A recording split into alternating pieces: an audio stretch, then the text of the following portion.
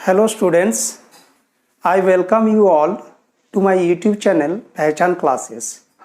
Dear students, this time I am present here with a very interesting topic that is pronoun.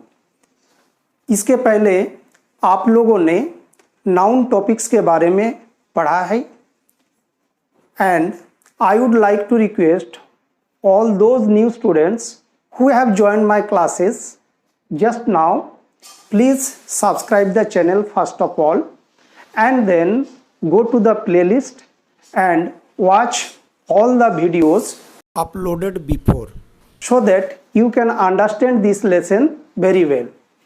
Friends, अभी मैं आपको एक नई topics pronounce के बारे में बताने वाला हूँ और जैसा कि आप जानते हैं ये प्रोनाउन टॉपिक्स ये टॉपिक जो है ज़्यादातर बच्चों को कंफ्यूज करते हैं। अक्सर बच्चे गलतियां कर बैठते हैं, तो आप मेरे साथ बने रहिए and I guarantee it that after watching this video all your confusions will be clear. ये मैं दावे के साथ कहता हूँ कि आप मेरे साथ बने रहिए। देखिए मैं आपके जितने सारे कन्फ्यूजन्स है उसको मैं कितनी आसानी से सॉल्व करने वाला हूँ, उसे मैं दूर करने वाला हूँ। ज़्यादातर हम देखते हैं कि प्रोनाउंस और एडजेक्टिव्स में बच्चे बहुत ज़्यादा कंफ्यूज करते हैं, तो आइए हम इसे भली भांति समझने की कोशिश करते हैं। डियर स्टूडेंट्स, जैसे कि मैंने आपको बताया था मेरे प्रीवियस वीडियोस में कि पार्ट्स ऑफ स्पीच को अगर एक ऑर्गेनाइजेशन मान लिया जाए तो नाउन उसका बॉस होता है। क्या होता है? बॉस होता है। जो भी सेंटेंसेस बनते हैं वो नाउन के अकॉर्डिंग ही बनते हैं। नाउन किस तरह का एक्शन करते हैं, नाउन के अकॉर्डिंग उसके वर्ब यूज होते हैं, नाउन के अकॉर्डिंग ही उसके प्रोनाउंस यूज होते हैं। तो उसी तरह नाउन जो काम करते हैं, नाउन क्या क्या काम करते हैं थोड़ा सा हम डिस्कस कर लेते हैं। नाउन सबसे पहले सेंटेंस का सब्जेक्ट का काम करता है। सब्जेक्ट क्या होता है? किसी भी सेंटेंस में जो डूअर होता है, करने वाला होता है, किसी भी प्रकार का एक्शन करने वाला जो होता है वो सब्जेक्ट होता है, या तो जिसके बारे में हम किसी सेंटेंस में चर्चा करते हैं उसे भी हम सब्जेक्ट कह सकते हैं। तो सब्जेक्ट का काम क्या है? तो नाउन का काम क्या है? सब्जेक्ट बनना। उसके बाद ऑब्जेक्ट का भी काम करता है नाउन। ऑब्जेक्ट क्या है? सब्जेक्ट किसी प्रकार का जो एक्शन करता है, एक्शन का इफेक्ट जिसके ऊपर पड़ता है उसको हम क्या बोलते हैं? ऑब्जेक्ट बोलते हैं। तो नाउन का एक दूसरा काम क्या है? वो ऑब्जेक्ट का भी रोल करता है। इसके अलावे नाउन का और एक काम है, वो है पोजीशन बताना। क्या बताना? पोजीशन बताना। कोई चीज किसी के हक में है, किसी के अधिकार क्षेत्र में है, ये हम नाउन के द्वारा ही बताते हैं। जैसे कि दिस इज राम्स पेन। ये किसकी पेन है? राम की पेन है। तो राम्स पेन, राम में एपोस्ट्रोफ एस लगाकर हम पेन के साथ उसका रिलेशन बताते हैं, उसका पोजीशन बताते हैं। तो नाउन का काम हम लोगों ने क्या क्या देखा? नाउन का सबसे पहला काम हुआ वो सब्जेक्ट का रोल करता है। The second work of noun is it plays the role of an object, object का रोल करता है। और तीसरा काम है कि नाउन वो अपना पोजीशन दिखाता है। तो अभी आज हम लोग प्रोनाउन के बारे में डिस्कस करने वाले हैं। जैसे प्रोनाउन, इसको नाम से जाहिर है एक्सक्यूज मी, प्रोनाउन, नाउन में ये प्रो वर्ड जुड़ा हुआ है ना। प्रोनाउन, नाउन के पहले प्रो यूज किया जाता है। ऐसे प्रो का मतलब होता है कुछ अतिरिक्त, लेकिन यहाँ पे प्रो का मतलब हम बोलेंगे इन support with, in support with.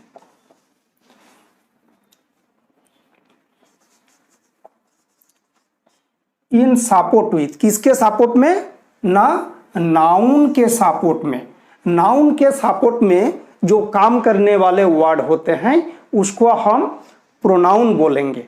That means इसको हम दूसरे सेंस में क्या कहेंगे कि नाउन जो जो काम करता है, नाउन के बदले वो सारे काम प्रोनाउन कर सकते हैं।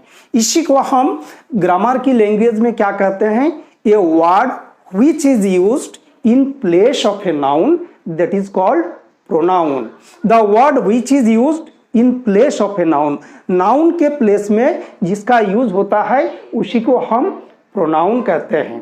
तो डियर स्टूडेंट्स, प्रोनाउन का काम क्या होगा, नाउन जितने सारे काम करते हैं, जैसे कि कोई कंपनी का मालिक जो काम करते हैं, बहुत सारे ऐसी स्थितियां होती है जहां कंपनी का बॉस खुद नहीं जा सकते हैं, तो वो क्या करते हैं, अपने असिस्टेंट बॉस को भेज देते हैं। उसी तरह नाउन जहां जहां जाते हैं वहां वहां प्रोनाउन भी जा सकते हैं, और नाउन जो जो काम कर सकते हैं वे सारे काम प्रोनाउन भी कर सकते हैं। इसीलिए नाउन के बदले हम क्या करते हैं, प्रोनाउन का यूज करते हैं।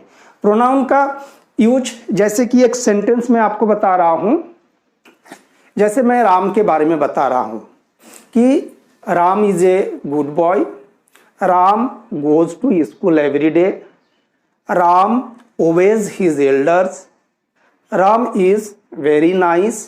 तो इसमें बार बार राम राम राम राम राम जो वर्ड का यूज किया गया है, ये सुनने में अच्छा नहीं लगता है, कुछ भद्दा सा लग रहा है।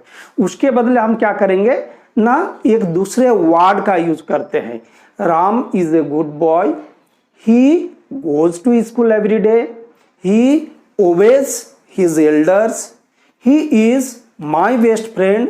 तो इस तरह से राम के बदले हमने जो ही वर्ड का यूज किया, ये क्या हुआ, प्रोनाउन हुआ। क्या हुआ, प्रोनाउन हुआ। Okay right. तो नाउन के बदले जो वर्ड हम यूज करते हैं वे सारे वर्ड को हम क्या बोलेंगे, प्रोनाउंस बोलेंगे। अब देखिए उसका डेफिनेशन तो आप लोग बहुत शुरू से पढ़ते आ रहे हैं, एंड आई थिंक आप सबको ये याद भी है, तो इसलिए हम डेफिनेशन पे नहीं जाते हैं। वो डेफिनेशन आप जानते हैं, और नहीं भी जानते हैं तो आप नोट कर लीजिए। A word that is used in place of a noun that is called pronoun. अब देखिए प्रोनाउन के जो काइंड्स है, प्रोनाउन का बेसिक काइंड्स कितने होते हैं, there are 10 kinds of pronoun. ये 10 काइंड्स है, आप इसे अपनी नोटबुक में नोट कर लीजिए। सबसे पहले है personal pronoun, possessive pronoun, reflexive pronoun, emphatic pronoun, demonstrative pronoun, indefinite pronoun, distributive pronoun, reciprocal pronoun, relative pronoun, and the 10th one is interrogative pronoun. Interrogative pronoun ना, तो इतने सारे प्रोनाउंस एक क्लास में डिस्कस करना पॉसिबल नहीं है। मैं कोशिश करूंगा 2 या 3 क्लास में आपको इन डिटेल इसके बारे में जानकारी दूं। तो सबसे पहले आइए हम लोग पर्सनल प्रोनाउन के बारे में पढ़ते हैं। पर्सनल प्रोनाउन, ठीक है। जैसे कि नाम से ही जाहिर है, पर्सनल पर्सन से बना है। पर्सन मीन्स क्या होता है, पर्सन मीन्स होता है कोई भी आदमी। तो आदमी के बदले ये यूज होते हैं। इसका मतलब ये नहीं है कि ये केवल और केवल कोई पर्सन के ही बदले यूज होगा, बल्कि हम किसी एनिमल या कोई नॉन लिविंग थिंग्स उसके बदले भी यूज कर सकते हैं। लेकिन ज़्यादातर जो भी प्रोनाउन हम यहाँ पे पढ़ेंगे वे सारे पर्सन्स के बदले यूज होते हैं। कुछ 1-2 प्रोनाउन है जो एनिमल्स, बर्ड्स, इंसेक्ट्स या कोई भी नॉन लिविंग थिंग्स उसके बदले भी यूज किए जाते हैं। तो ये जो पर्सनल प्रोनाउन है इसको मैं 2 कैटेगरी में बांटता हूँ, ठीक है। पर्सनल प्रोनाउन के बारे में मैं डिस्कस कर रहा हूँ। पर्सनल प्रोनाउन का इसका 2 टाइप्स है।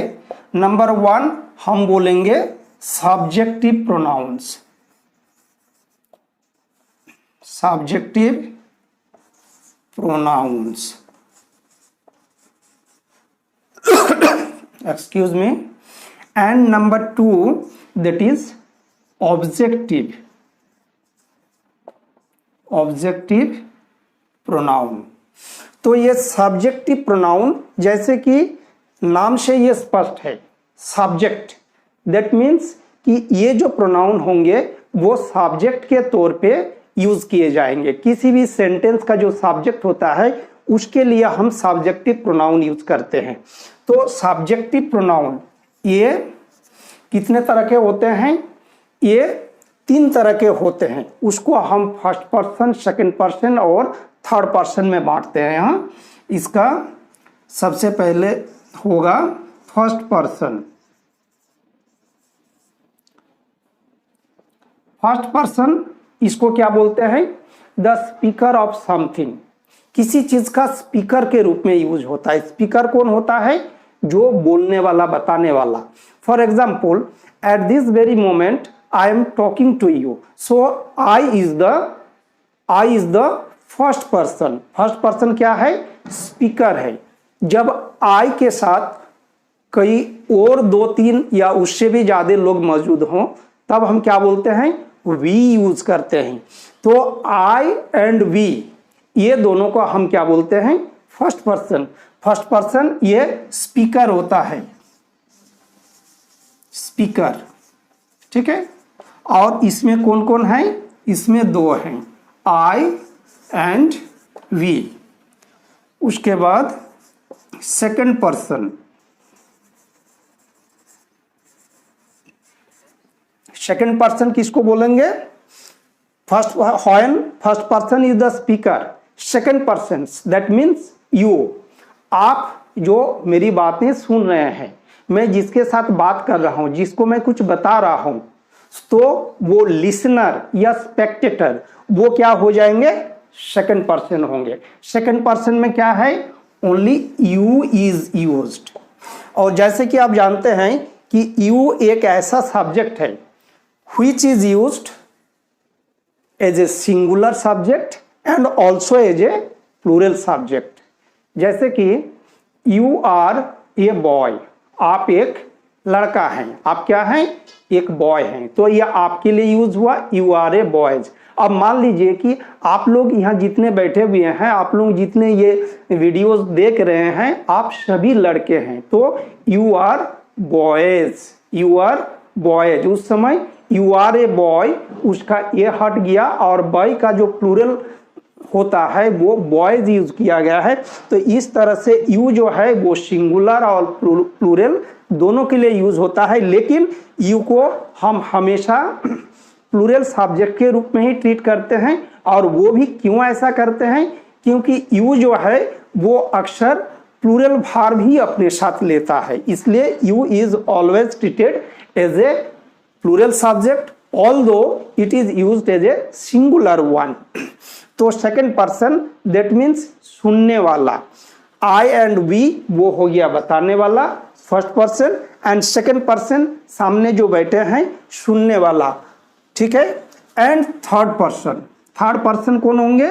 जिसके बारे में मैं आपसे चर्चा कर रहा हूं, जिसके बारे में मैं आपको बता रहा हूं।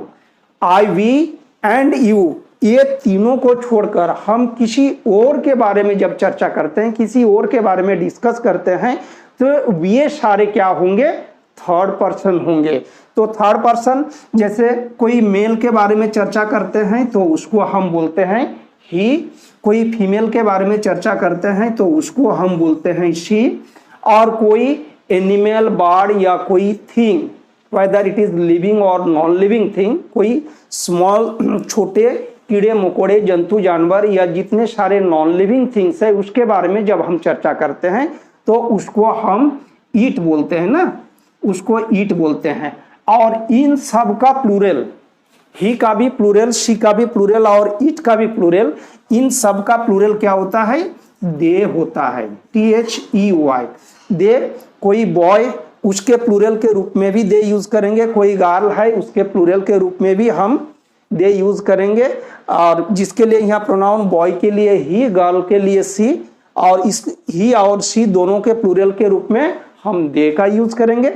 इसके अलावे जो ईट होता है, जो कोई सिंगुलर सब्जेक्ट के बदले यूज होता है, तो उसका भी जब हम प्लूरल करेंगे तब वो भी दे ही होगा। तो इस तरह से दुनिया में जितने सारे सब्जेक्ट हैं उसको अगर हम प्रोनाउन के बेसिस पे डिवाइड करेंगे तो ये फर्स्ट पर्सन, सेकंड पर्सन और थर्ड पर्सन में ही आते हैं, और ये बहुत ज़्यादा नहीं है। फर्स्ट पर्सन कितने हैं? ये 2 है। सेकंड पर्सन कितने हैं? ये 1 है। एंड थर्ड पर्सन में कितने हैं? ये टोटल 4 है। तो 4, 1, 5 एंड 2, 7। दैट मीन्स ये 7 टाइप्स के ही सब्जेक्ट होते हैं। जितने सारे दुनिया में सब्जेक्ट है सभी को अगर हम बांटना चाहेंगे तो 7 टाइप्स के ये सब्जेक्ट में बांटेंगे।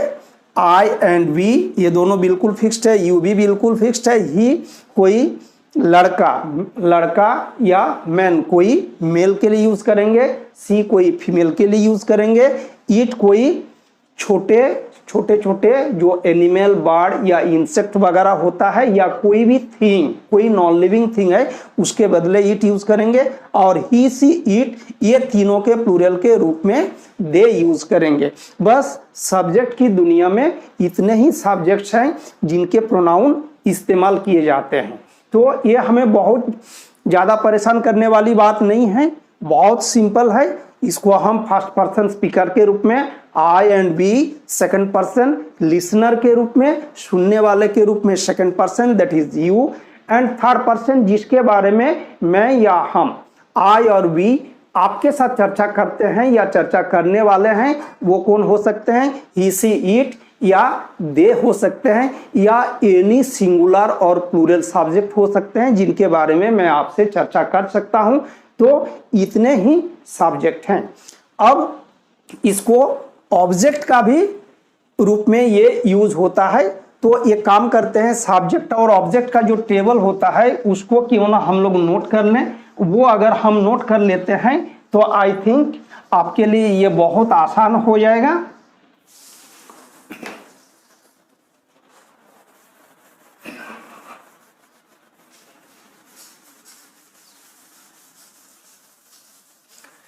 तो इस तरह से डियर स्टूडेंट्स हम लोगों ने देखा कि सब्जेक्ट के बारे में हमें बहुत ज़्यादा कुछ याद रखने की ज़रूरत नहीं है, हमें समझने की, चीज़ों को समझने की ज़रूरत है। आप ऐसा कतई नहीं करेंगे कि पैरोट जैसा आप चीज़ों को रटते जाएंगे, बस इन्हें समझने की कोशिश कीजिए।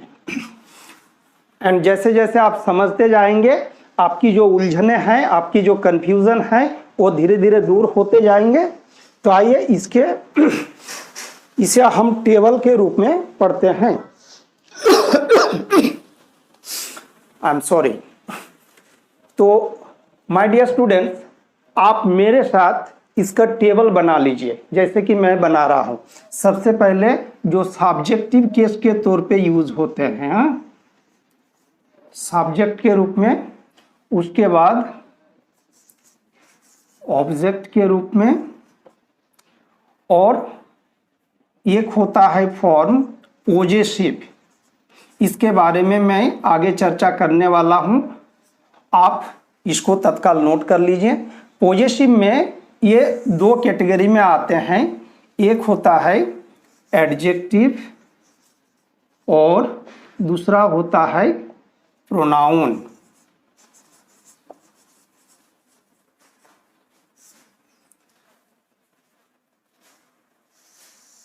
आप इस तरह से टेबल बना लें, आपको समझने में आसानी होगी।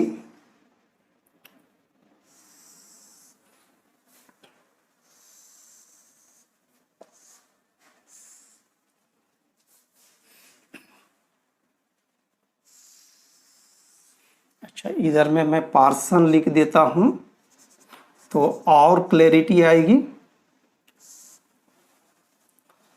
पर्सन में सबसे पहले फर्स्ट पर्सन, अभी अभी जो मैंने आपको बताया ये फर्स्ट पर्सन, फिर सेकंड पर्सन,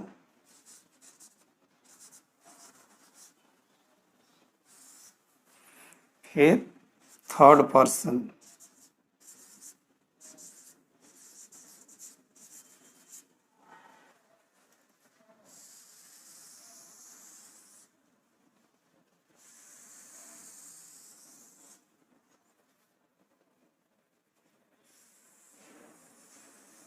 चलिए, इस तरह से हमने टेबल बना लिया so that we can understand the things in a proper वे।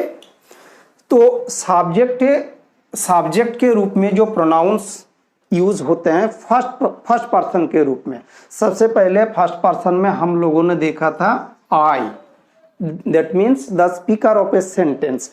आई जब ऑब्जेक्ट के रूप में यूज होगा सब्जेक्ट के, जैसे आई एम टीचिंग यू, मैं आपको पढ़ा रहा हूं, आई एम टीचिंग यू। और उसी को मैं जब कहूंगा कि आप मुझे सुन रहे हैं, you are listening to me, you are listening to me. यहां पर जो मुझे यूज किया गया है मी, वहां आई के बदले यूज किया गया है, लेकिन वो आई अगर यूज करेंगे तो वो गलत हो जाएगा। तो आई के बदले हम उसका जो ऑब्जेक्टिव फॉर्म होता है वो यूज करते हैं, दैट मीन्स मी यूज करते हैं। दूसरा एग्जांपल, जैसे कि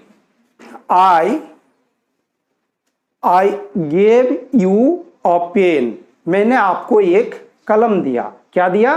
कलम दिया। I gave you a pen. तो आई वहां सब्जेक्ट है, गेव वर्ब हो गया, यू वो क्या हो गया? ऑब्जेक्ट के रूप में यूज किया गया है। यू का जो सब्जेक्ट और ऑब्जेक्ट दोनों फॉर्म बराबर होता है। और आपने मुझे कलम दिया, you gave I a pen, अगर ऐसा हम कहेंगे तो ये सेंटेंस इनकरेक्ट होगा, सेंटेंस क्या होगा? रॉन्ग होगा। तो वहां पे you gave me a pen, you gave me a pen, तो मी क्या हो गया? ऑब्जेक्ट हो गया।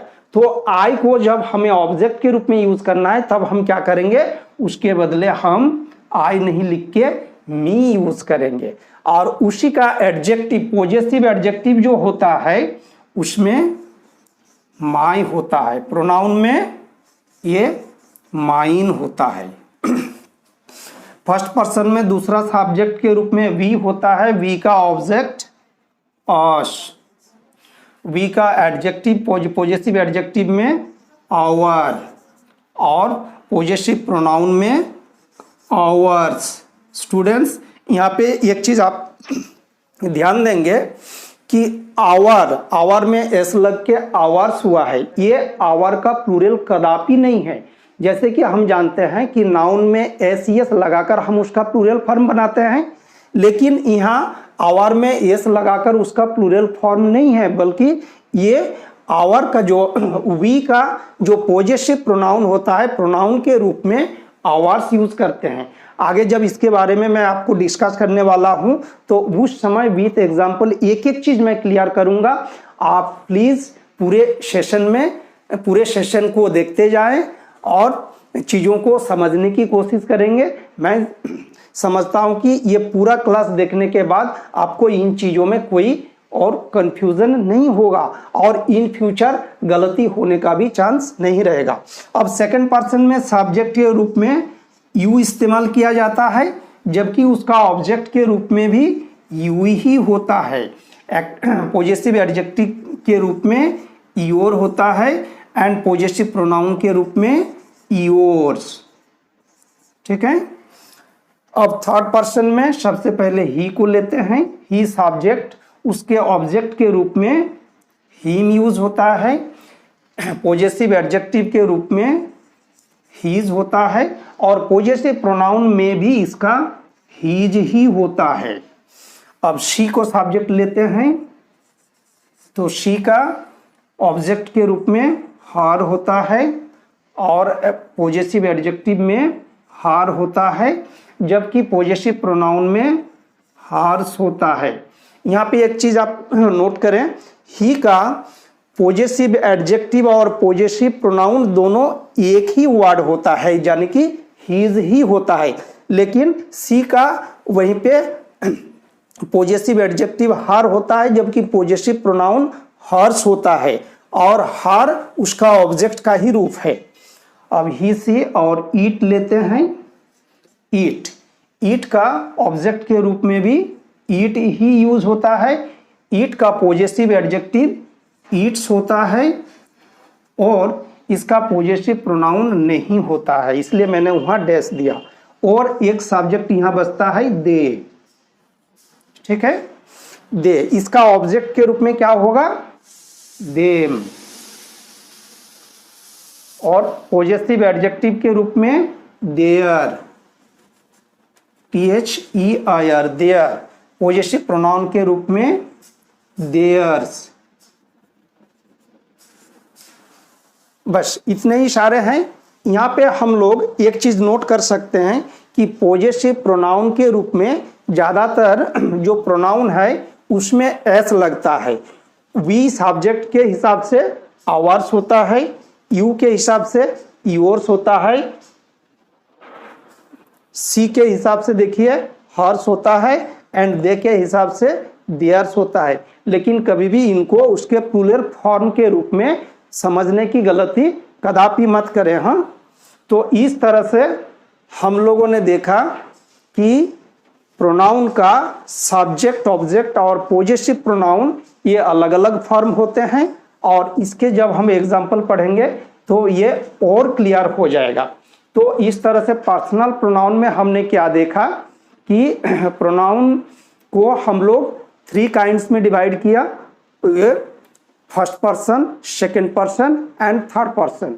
I and we is the speaker of a sentence, that is known as first person. You is the listener, that is known as second person. And about whom we can speak about, he, she, it और they, उनके बारे में जब हम चर्चा करते हैं, उनके बारे में जब हम कुछ बताते हैं तो उनको हम थर्ड पर्सन कहेंगे। तो इस तरह पर्सनल प्रोनाउन में फर्स्ट पर्सन, सेकंड पर्सन और थर्ड पर्सन होते हैं, और उनके एक सब्जेक्टिव फॉर्म होते हैं, जबकि ऑब्जेक्टिव फॉर्म अलग होते हैं। वो सब्जेक्ट के रूप में इस रूप में यूज होंगे, जबकि ऑब्जेक्ट के रूप में तब आपको इस रूप में यूज करना होगा। और फिर पॉजेसिव प्रोनाउन के रूप में ये सारे फॉर्म्स होते हैं। इसके आगे जो हम पढ़ने वाले हैं, जो पॉजिटिव फॉर्म्स होते हैं, वो एक पॉजिटिव प्रोनाउन के रूप में हम पढ़ने वाले हैं। उसमें ये सारी चीज मैं आपको क्लियर करूंगा। साथ में प्रोनाउन और एडजेक्टिव में क्या डिफरेंस है वो भी हम समझने की कोशिश करेंगे।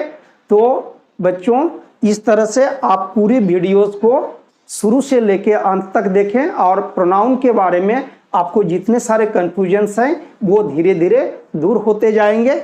आई थिंक कि इस क्लास के लिए it is enough. So please stay with Pehchan classes and enjoy the classes. Okay, thank you so much for watching the video. Thank you.